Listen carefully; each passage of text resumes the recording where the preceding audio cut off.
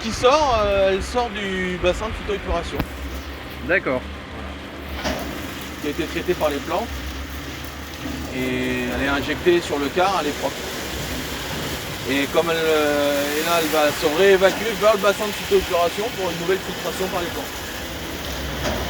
Donc là, c'est-à-dire que l'évacuation qu'il y a, L'eau elle repart. elle repart après dans oui. le bassin là-bas Voilà. pour être réutilisée après quoi.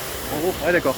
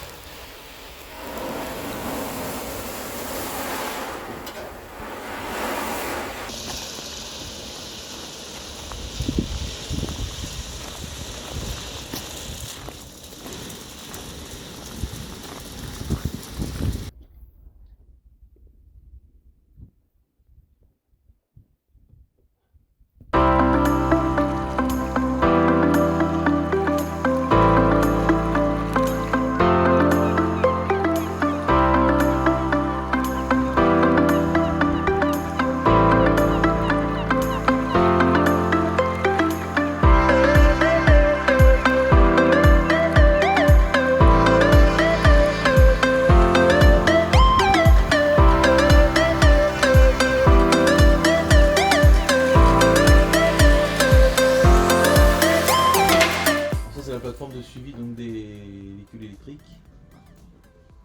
Là, tu as uniquement les véhicules électriques. Hein. Oui, tout à fait. Ça nous permet donc de voir bien évidemment où ils sont et de recueillir aussi toutes les données de route.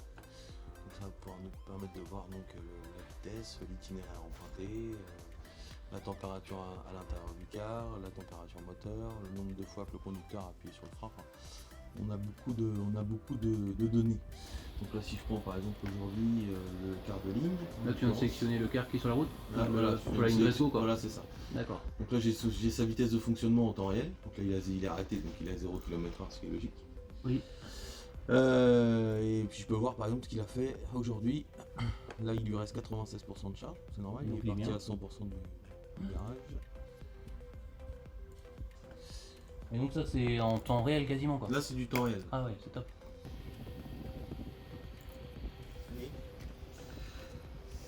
Et tu as aussi, évidemment, j'imagine, des historiques. Tu peux voir ce qui s'est passé il y a un mois, par exemple. Je vais te montrer ça. Et tu as des synthèses aussi sur... J'ai tout. Ah. Alors, le carnet de route, il ne veut pas aller pour l'instant. Alors, donc on va passer dans la partie rapport. Ouais. Donc par exemple, dans la partie analyse, pardon. Donc, si je prends le Y366, tableau de bord.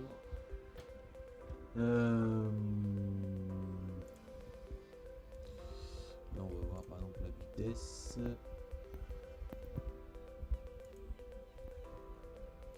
Voilà. Donc là, ça va nous donner par exemple pour hier, donc le 19 avril.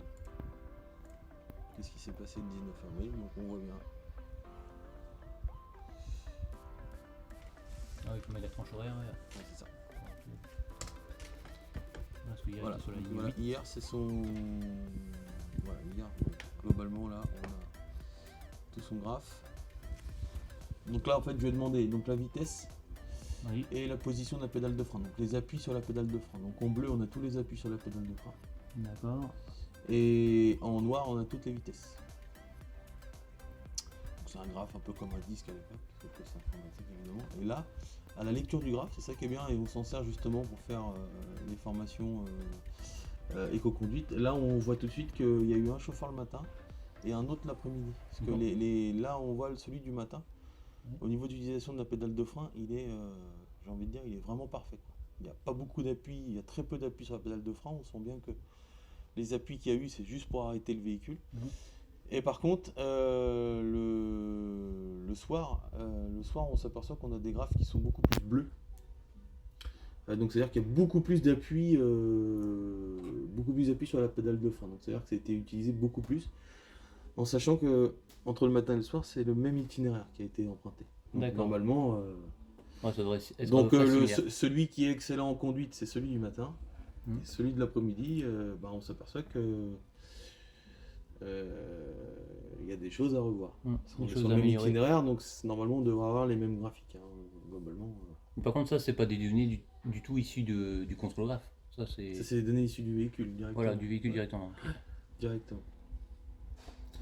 Donc, comme je disais tout à l'heure, quand tu fais faire un service, en résumé, le véhicule, il fait environ entre 200 et 300 km par Là aujourd'hui, il a jour, déjà quoi. fait 91 km, donc ça c'est Ah oui, donc voilà. ça, c'est les services du matin.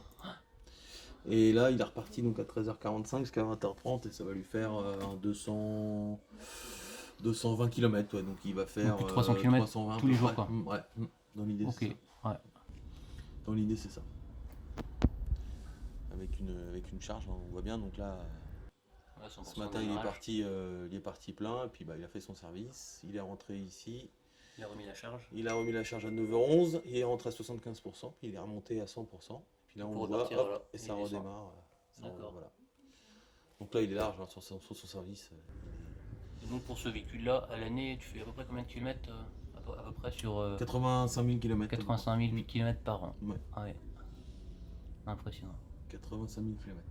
Sachant qu'il roule en général du lundi au samedi toute l'année, quoi. Du lundi au samedi, toute l'année évidemment. Et évidemment, c'est celui-là dans l'objectif, bien évidemment, sur le plan économique, c'est celui-là qui doit rouler en priorité par rapport au thermique. Thermique. C'est une évidence. Hein. Ça là-dessus, le débat ne se pose même pas.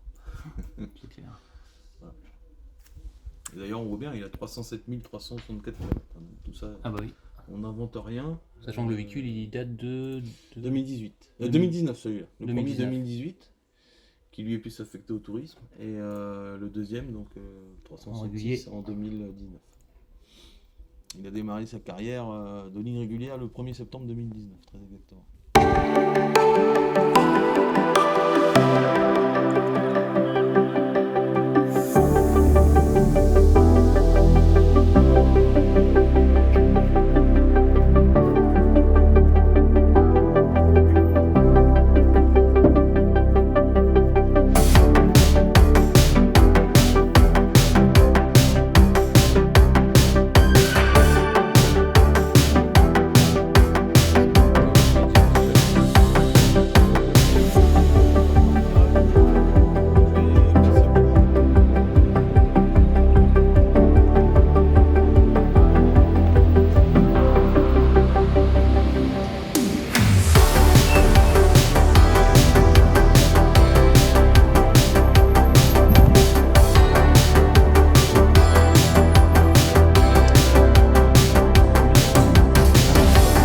On va le mettre du 1er mars.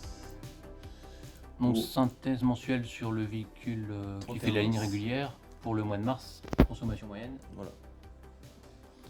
Donc là, on a les jours. Donc là, la consommation donc en service, donc en kilowatts par kilomètre, kilowattheure par kilomètre, pardon. Kilowattheure par kilomètre, oui. Le noir, c'est l'énergie. Le graphe noir, c'est l'énergie qui a été régénérée avec ce qu'on appelle le ralentisseur. Ah oui, il y a une régénération aussi. Voilà la régénération, hein, donc c'est vachement important. En moyenne, on est sur 25% de régénération par service. Voilà. Donc ça veut dire quoi? Ça veut dire que quelqu'un qui est bien en dessous de ça, ça veut dire qu'il n'utilise pas, il fait tout au frein. Donc là, il y a un vrai Ouais. problème. L'énergie utilisée donc en vert. Hein, ici, donc là par exemple, si on prend le 1er mars, il a utilisé 293 kWh. Et si on prend le 20 mars, il a utilisé 248. Alors après, ça dépend des parcours aussi. ça des circuits. dépend des services qu'on lui met et ça aussi, ça dépend aussi de la température, De la météo, quoi. de la météo. Mhm. Ça dépend de tout ça. Après, si je me mise à aller rechercher des rapports du mois de décembre, on va voir que Ah oui, c'est l'énergie différent. consommée est un peu plus Ouais, forte. ce qui est logique. Mais par Ouais, contre, ouais. peut-être en kilomètres, on va lui mettre 50 km de moins par jour. Oui. Après, tout est une affaire de planning, quoi. Ouais, ouais. Après, par contre. Et la distance parcourue, donc en orange. Voilà. Donc, là, sa plus grosse journée a été de 358 km le 13 mars. Ah oui, là on voit bien par rapport au graphe, ouais. Voilà, 358 km en un jour, quoi. le 13 mars. Ah, d'accord.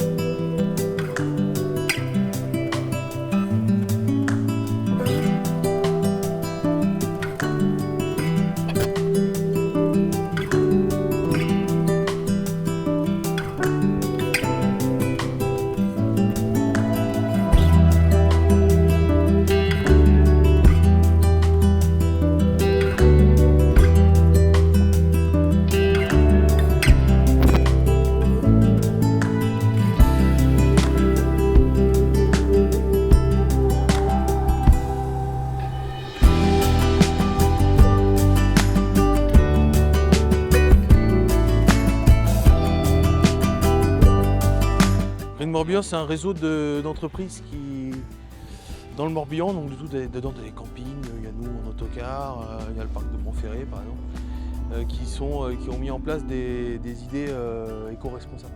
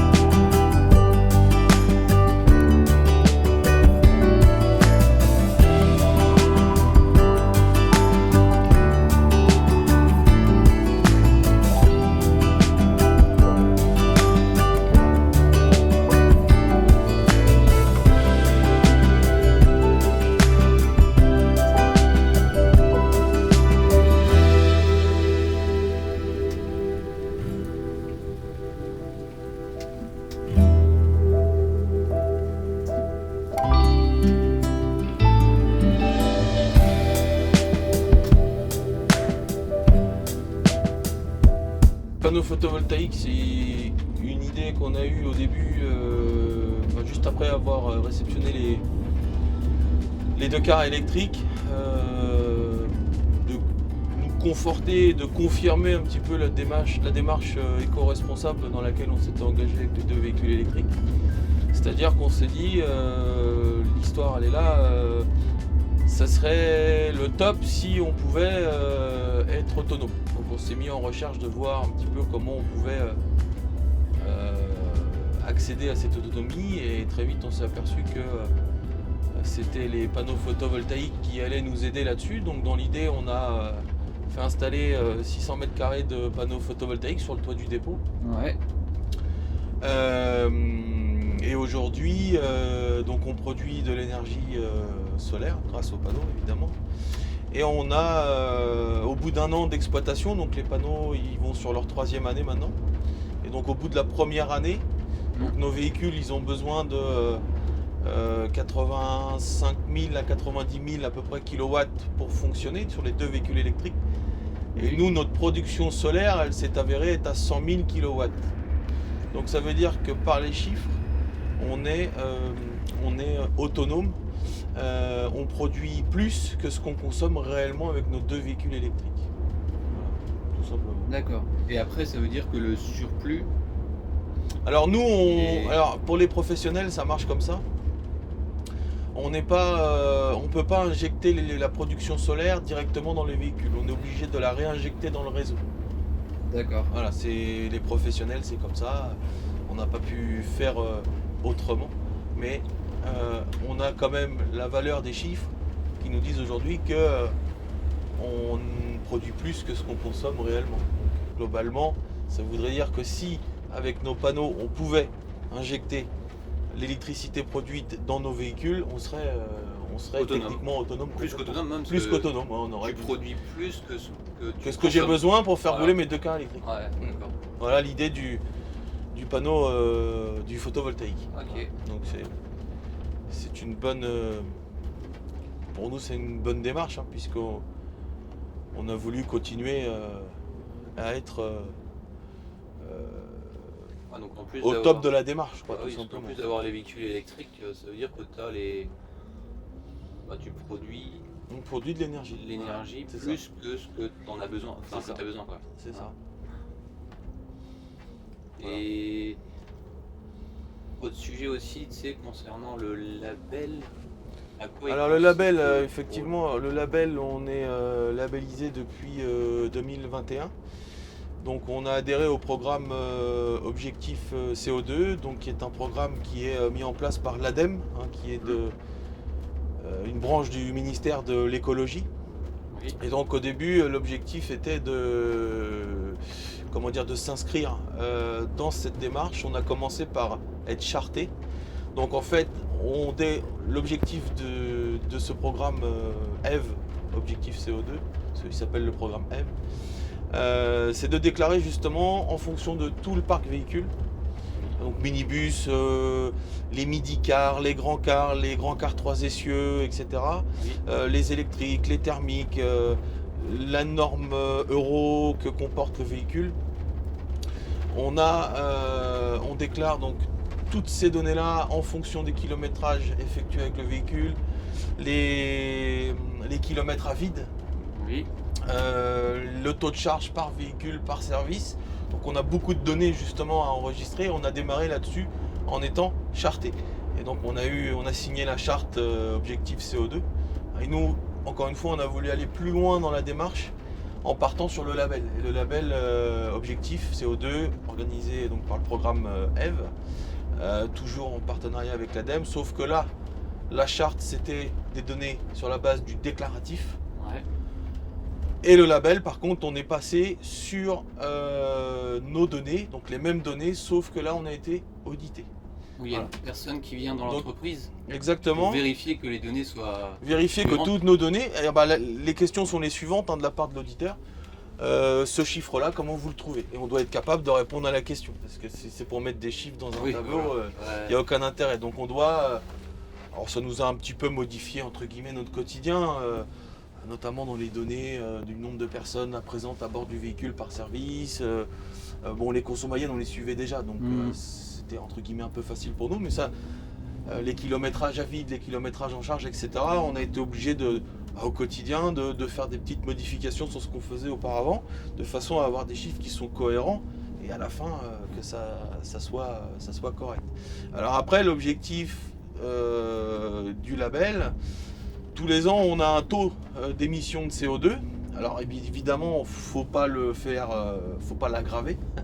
Par contre, l'objectif est de le diminuer. Oui. Donc par n'importe quel moyen, ça va être de la formation corrective sur l'éco-conduite, ça va être l'investissement des véhicules. Au lieu d'acheter un véhicule Euro 4, peut-être acheter un véhicule Euro 6 voire électrique. Tout ça, voilà, c'est des petits systèmes qui, mis bout à bout, te font être encore plus éco-responsable. Ouais, donc en gros, l'entreprise s'améliore à chaque fois grâce à ce label pour Alors, diminuer exactement. l'impact écologique progressivement, quoi. Voilà, c'est ça. Donc en fonction de l'investissement de nos collaborateurs, ça c'est important, de nos investissements matériels aussi, de l'optimisation du planning aussi. Alors l'optimisation, voilà, sans y faire n'importe quoi aussi, les clients c'est pas des palettes, donc il y a quand même, on n'oublie jamais cette notion de service. Et voilà, l'optimisation du planning elle est importante. Alors évidemment, ça c'est quelque chose qu'on a toujours fait dans la famille, d'optimiser le planning. Si on va pas faire 150 km à vide à un car, alors qu'il y en a un qui finit un client à 20 km et qui peut enchaîner. Il peut réenchaîner. Voilà, ça c'est la mission du transporteur, c'est la mission de l'autocariste tout simplement. On n'a rien inventé là-dessus. Donc c'est tout un tas de tout ce qui peut être bon, des actions éco-responsables à mettre en place, si c'est possible. D'un point de vue, est-ce qu'on a assez de moyens humains, est-ce qu'on a assez de temps pour réaliser l'action? Est-ce que au niveau économique, est-ce que ça passe aussi? Parce que les idées c'est bien, mais oui, il faut que ça... si c'est des idées à 3 millions d'euros l'idée, est-ce que ça va passer? Oui, donc la question, il faut se poser la bonne question. Pour que ça puisse être cohérent, sur... faut que ça puisse être cohérent. Pour tout, quoi. Voilà, donc nous, on s'inscrit dans une démarche à avoir des véhicules très récents. Aujourd'hui, l'année dernière, on a notre dernier Euro 3 qui est parti, qui va être remplacé par un Euro 6 E. Donc voilà, on continue dans la démarche. Et à aujourd'hui, on n'a que du véhicule Euro 6 et électrique, bien évidemment. Donc ça veut dire que les plus vieux véhicules de l'entreprise, aujourd'hui, sont en Euro 6, quoi. Exactement, c'est ça. Ouais. Ouais, exactement. Et par contre, est-ce que tu connais l'âge moyen du parc? 5 ans. 5 ans, l'âge moyen du parc? L'âge moyen du parc, chez nous, c'est 5 ans. Ah oui, c'est génial. Voilà, après, c'est une... Alors que bien évidemment sur certains marchés, c'est pas demandé de mettre des véhicules qui ont 5 ans. Oui, aussi D'accord. jeune. Hein. Et sur... Mais c'est une volonté de chez nous. Nous, on part du principe qu'un véhicule qui vieillit, c'est un véhicule qui va coûter forcément en usure. Oui. C'est une évidence là-dessus. Hein. Après, on n'a pas d'atelier intégré aussi chez nous. On fait tout en concession avec nos partenaires constructeurs. Donc après, c'est des histoires de coûts, des histoires...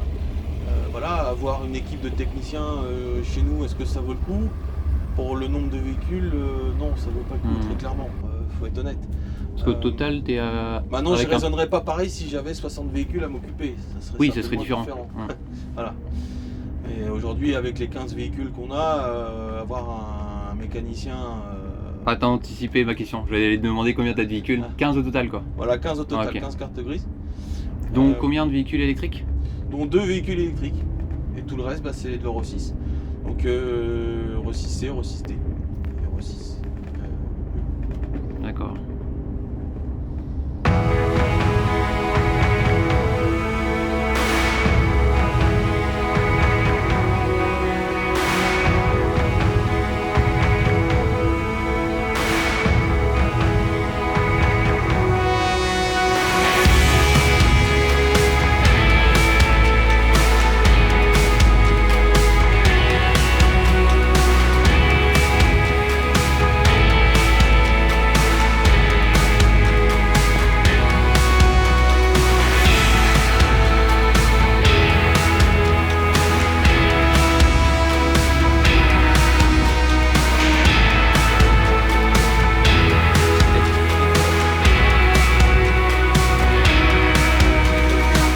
Chez nous, on va être ce qu'on appelle en multi-activité, c'est-à-dire qu'on va intervenir sur bien évidemment de la ligne régulière pour le compte de la région Bretagne avec le réseau Boisego. Et aussi on intervient sur toute la partie tourisme occasionnel. Donc ça va être du voyage en France à l'étranger, ça va être de la journée en Bretagne, tout ce qui est partie séminaire aussi, qu'on fait de plus en plus. Donc ça va être accueil des groupes en gare, à l'aéroport pour les amener sur le lieu de séminaire, avec des soirées de gala le soir sur des retours hôtels, des navettes, voilà, en fonction de ce que nous demandent les clients. On a une grosse partie tourisme réceptif. Donc le réceptif, ça va être de récupérer les clients sur leur lieu de vacances, hôtel, village vacances, camping, etc. Et de leur faire découvrir notre région, particulièrement le Morbihan, donc la presqu'île de Rhuys, Quiberon, Sainte-Anne-d'Auray, Vannes, voilà, de faire rayonner justement sur le secteur du Morbihan Sud, pour pouvoir leur faire découvrir notre région, et elle en vaut la peine. Ah oui, beau territoire. Déplacements scolaires évidemment, voyages linguistiques, des petits déplacements à la piscine ou au théâtre de Vannes par exemple, pour les écoles du secteur, enfin les établissements scolaires du secteur.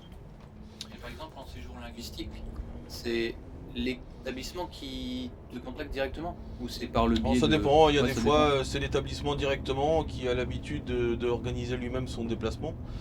Ou des fois ça va être directement via des organismes linguistiques qui sont spécialisés dans l'organisation linguistique. Alors ça c'est particulièrement quand on va à l'étranger, pour faire de l'organisation sur l'Angleterre, l'Espagne, l'Allemagne. Les établissements scolaires s'adressent à des organismes spécialisés, ce qu'on appelle des organismes linguistiques. Et puis l'organisme linguistique nous réserve un quart. Contacte le transporteur. Contacte le Ah, transporteur. ça t'arrive aussi en direct d'avoir des collèges qui Ça peut arriver, surtout sur le ski par exemple. qui réservent que le car Qui réservent que le car, oui, ça arrive. Ah ouais, ça arrive sans problème. Sur les déplacements au ski, par exemple, à la neige, on a des fois affaire à des professeurs qui ont l'habitude d'aller, donc ils réservent d'année en année, et puis ils appellent leur transporteur préféré du coin, local, et puis nous on leur met un car, c'est pas rien de compliqué. Donc voilà, l'idée c'est comme ça. Et après il y a Rouxel aussi. Alors le partenariat avec l'agence Rouxel Lambert, oui, ça démarre depuis le début de l'entreprise en fait avec Rouxel Lambert Voyage qui est situé à Vannes, qui est une agence de voyage et qui avant, jusqu'en 2014, avait ses 2 propres cars. Depuis 2014, nous on est devenu le transporteur officiel des voyages Rouxel Lambert, donc c'est-à-dire toute la partie brochure qui se fait en autocar, c'est nos autocars qui interviennent sur ces prestations-là.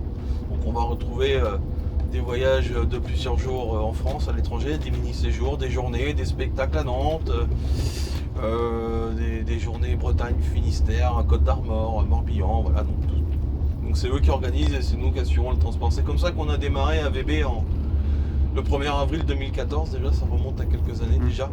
Et c'est pour ça qu'on retrouve aussi le logo Rouxel Lambert. Voilà, c'est pour ça qu'on retrouve le logo Rouxel Lambert, parce qu'on a un véhicule qui porte des couleurs de l'agence. On a réussi à intégrer le logo Rouxel Lambert avec nos couleurs à nous, de façon, voilà, parce que cette agence, donc Rouxel Lambert Voyage, est un partenaire privilégié depuis le départ, et on travaille avec eux main dans la main, tout simplement,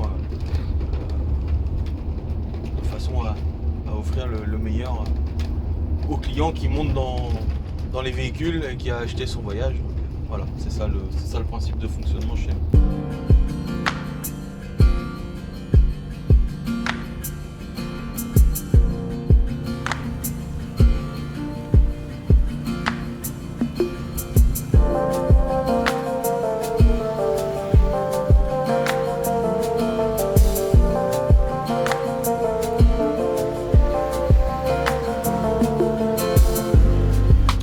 On est affecté à la ligne numéro 8, donc on relie Vannes, la Trinité-sur-Zur, Musillac, Damgand, Ambon, Arzal et La Roche-Bernard, et le parc de Branferré qui est situé sur la commune du Guerneau.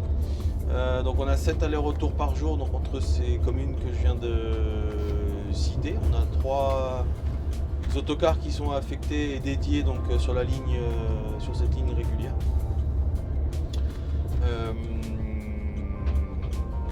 Et dans cette ligne régulière, bien évidemment, il y a aussi tous les lycéens de Vannes qui habitent dans ces communes-là. Et donc sur certaines rentrées, par exemple rentrée scolaire de 8h et 9h, les sorties de 16, 17, 18, on double l'écart, on triple l'écart pour pouvoir acheminer tout le monde vers les établissements scolaires le matin et ramener tous les élèves au domicile le soir. Ah ouais, savoir que tu mets des renforts et qu'il s'agit à la fois de lignes régulières et de scolaires. Voilà, c'est ça. Dans la ligne régulière, il y a les scolaires. Alors, on dit des scolaires, mais c'est surtout des lycéens qu'on a, ou études supérieures, qui vont ou vers apprentis qui sont au CFA, par exemple. Et autour du quart de ligne, on met ce qu'on appelle des véhicules dits scolaires, mais en fin de compte, ce sont plutôt des renforts de ligne, puisque sur les horaires de pointe, le quart de ligne ne peut pas tout absorber, quoi, au niveau de la capacité, donc c'est pour ça qu'on met des renforts autour de lui. Et idem le soir à la sortie pour faire les retours vers les domiciles. D'accord, par rapport au nombre d'inscrits, quoi. Par rapport au nombre d'inscrits, c'est ça, exactement.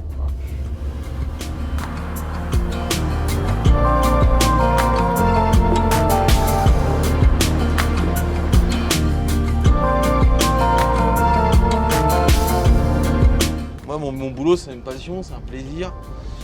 C'est comment on peut faire pour améliorer ce truc-là, comment on peut faire pour passer le quart là, comment on peut. Voilà, c'est une remise en question sans cesse, tout le temps, en fonction des groupes qu'on a dans les quarts, Voilà, parce qu'il y a des fois des groupes qui sont moins faciles que d'autres, voilà, évidemment. Mais comment faire pour faire mieux? Voilà, l'idée elle est là en fait.